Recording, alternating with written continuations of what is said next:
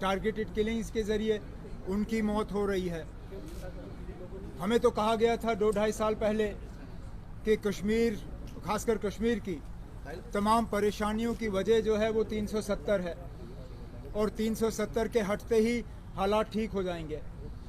हमें ये कहा गया था कि 370 ही वजह है कि कश्मीर में कुछ लोग जो हैं अलाइदगी सोच रखने वाले हैं, और अगर ये हट गया, दफ़ा हट गया, तो ना यहाँ बंदूक रहेगी, ना अलाइदगी सोच रखने वाले लोग जो हैं वो सोच रखेंगे। आज 2.5 साल हो गए, हालात में बेहतरी कहाँ आई? जो मतलब टारगेटेड किलिंग्स का सिलसिला रुक ही गया था। मुझे नहीं याद है कि इससे पहले टारगेटेड किलिंग्स का सिलसिला कब हुआ होगा, लेकिन आज कहीं पे भी कश्मीर में लोग अपने आप को सुरक्षित नहीं महसूस करते। उन इलाकों से जहाँ से मिलिटेंसी का हमने सफाया किया था, खासकर श्रीनगर के आसपास के इलाकों का, कुछ नॉर्थ कश्मीर का, उन इलाकों में दोबारा से अब मिलिटेंसी देखने को मिल रही है। अब तो श्रीनगर में अप टाउन में लोग अपने आप को सुरक्षित नहीं महसूस करते, तो बाकी जगहों की बात ही नहीं। तो जाहिर सी बात है कि हुकूमत के करने में और कहने में काफ़ी फ़र्क रहा है, और हालात जो हैं वो दिन ब दिन और ज़्यादा ख़राब होते नज़र आ रहे हैं। उमर साहब, क्या वाकई में कश्मीर फाइल्स मूवी बनने के बाद जो है वो इस प्रकार की घटनाएं ज़्यादा नहीं ना, कश्मीर फाइल से पहले भी ये घटनाएं हुई हैं। मैं ये नहीं कह सकता हूँ कि मूवी के बाद ये घटनाएं जो हैं ये शुरू हुई। टारगेटेड किलिंग्स का सिलसिला तो है मूवी से पहले हुई। अगर आप देखें, जो चाहे वो हमारे बिंद्रू जी थे जो केमिस्ट की दुकान पे मारे गए, या हमारे ये ढाबा जो है कृष्णा ढाबा बर्न हॉल के पास, उनके जो मालिक हैं उनकी किलिंग, उन पे ऊपर जो टारगेट हमला हुआ तो वो पिक्चर से पहले हुआ। तो ये कहना कि इन किलिंग्स का सिलसिला मूवी के बाद शुरू हुआ, ये गलत है। लेकिन मूवी ने माहौल बनाने में कोई रोल अदा नहीं किया। कुछ लोग जो हैं माहौल बना सकते हैं, कुछ लोग माहौल बिगाड़ सकते हैं। इस फिल्म ने माहौल बनाने में कोई रोल अदा नहीं किया। रोल मतलब कितना माहौल बिगाड़ा है वो फैसला आपको खुद करना होगा।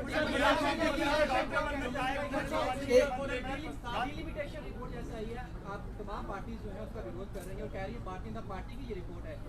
6 सीटें जम्मू संभाग में, 1 सीट कश्मीर में, सिर्फ इस वजह से इसका विरोध किया जा रहा है? नहीं ना, सिर्फ इस वजह से नहीं, हालांकि ये भी एक बहुत बड़े वजह है। आबादी के बुनियाद पे सीटों का फैसला होता है। या तो वो इंतज़ार करते अभी के सेंसस का, 2020 के सेंसस का, और फिर आबादी देख के सीटों का बंटवारा करते, लेकिन उन्होंने 2010 का सेंसस लिया।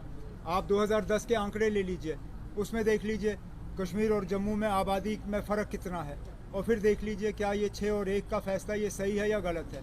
लेकिन वो छोड़ दीजिए, उसके बाद फिर जिस तरह इन्होंने सीटों का की जो है डिमार्केशन की है, जिस तरह इन्होंने इलाकों को काटा है और जोड़ा है, इसमें ना सीधा जो है एक पार्टी को और कश्मीर में उनके कुछ सहयोगी दल जो हैं उनको फ़ायदा पहुंचाने के लिए किया है। अब आप मिसाल के तौर पे इन्होंने जम्मू पार्लिमानी सीट में से रजौरी पुंछ का इलाका काट दिया, लेकिन वहाँ पे भी इन्होंने थोड़ा सा फ़र्क किया। अब कालाकोट का इलाका जो है, कालाकोट सुंदरबनी, वो काट के जम्मू के साथ रखा, लेकिन नौशहरा का इलाका जो जम्मू से थोड़ा ज़्यादा करीब बनता है उसको अनंतनाग के साथ रखा। अब मुझे समझा दीजिए क्यों? अगर कालाकोट और सुंदरबनी को जम्मू के साथ रखना था तो फिर नौशहरा को रखना था, और अगर नौशहरा का अनंतनाग के साथ बनता था तो फिर सुंदरबनी कालाकोट का क्यों नहीं? ज़िलों में इन्होंने इस तरह फ़र्क किया, और यही सब जगह यही हाल है।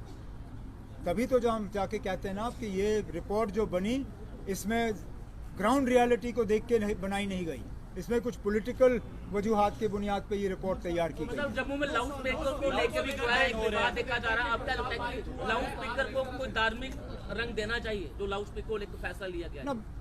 मैं अभी घूम के आया हूँ, लाउड स्पीकर हर कोई इस्तेमाल कर रहा है, हर कोई इस्तेमाल कर रहा है, और लाउड स्पीकर पे रोक लगाने से हर मज़हब के लोगों को जो है उनके जज्बातों को असर पड़ेगा।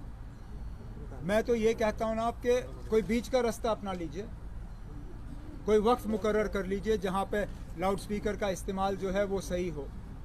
अब मिसाल के तौर पे मुसलमानों के लिए आज़ान ज़रूरी है, आप सिर्फ फिर आज़ान पे ही रख लीजिए और उसकी वॉल्यूम पे पाबंदी लगाइए। हमारे तो मैं अभी जैसे मैंने कहा मैं पूरा रजौरी पुंछ का दौरा करके आया हूँ। मैं ये नहीं कह सकता हूँ कि सिर्फ एक ही मज़हब के लोग जो है लाउड स्पीकर इस्तेमाल कर रहे हैं। हर मज़हब के लोग जो हैं, चाहे वो मंदिर हो, गुरुद्वारा हो, मस्जिद हो, वहाँ लाउड स्पीकर हैं। तो अगर लाउड स्पीकर पर बैन लगा तो जाहिर सी बात है हर मज़हब के लोगों के जज्बात पे जो है उसका असर पड़ेगा। तो कोई ना कोई बीच का रास्ता निकाले। अगर बैन के बजाय आप लोगों को बुलाइए, उनसे मशवरा करिए और कोई इस तरह का रास्ता निकाल लीजिए जिससे कि लोगों को परेशानी भी ना हो और लोगों के जज्बात के साथ खिलवाड़ भी ना हो। एक सवाल ये कि क्या आपको लगता है कि गवर्नमेंट ऑफ इंडिया या इलेक्शन कमीशन यहाँ असेंबली इलेक्शन करवा सकता है इन हालात में, क्योंकि कुछ चीज़ें हो रही हैं जैसे टारगेटेड किलिंग्स हो रही हैं, उसका बहाना भी ले सकते हैं? क्या आपको लगता है कि इलेक्शन जल्दी हो सकता है? क्यों नहीं हो सकते इलेक्शन? क्या या तो फिर हुकूमत ये कहे, मुझे कोई एतराज़ नहीं है, गवर्नमेंट ये कहे कि आज जम्मू कश्मीर में 96 से ज़्यादा बदतर हालत है।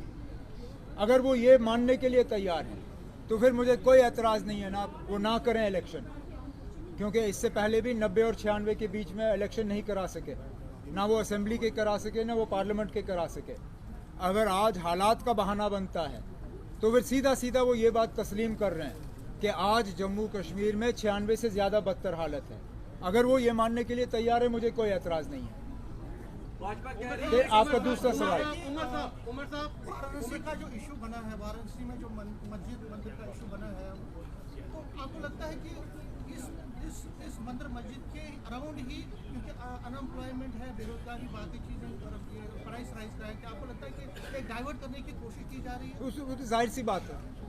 हालांकि जहाँ तक मुझे याद है अयोध्या मामले के जजमेंट के बाद बीजेपी ने शायद ये कहा था कि अब इसके बाद मंदिर की सियासत नहीं होगी, अब वो बाकी चीज़ों पर फोकस करेंगे, डेवलपमेंट पे और जिन चीज़ों का आपने जिक्र किया। लेकिन अब लगता है एक के बाद एक ये नए जो हैं विवाद पैदा किए जा रहे हैं और मुझे लगता है कि शायद मुल्क की हालत जो है इकोनॉमिकली और हर लिहाज से जो ख़राब होते हुए नज़र आ रही है, ये उस चीज़ से डाइवर्जन की बात है।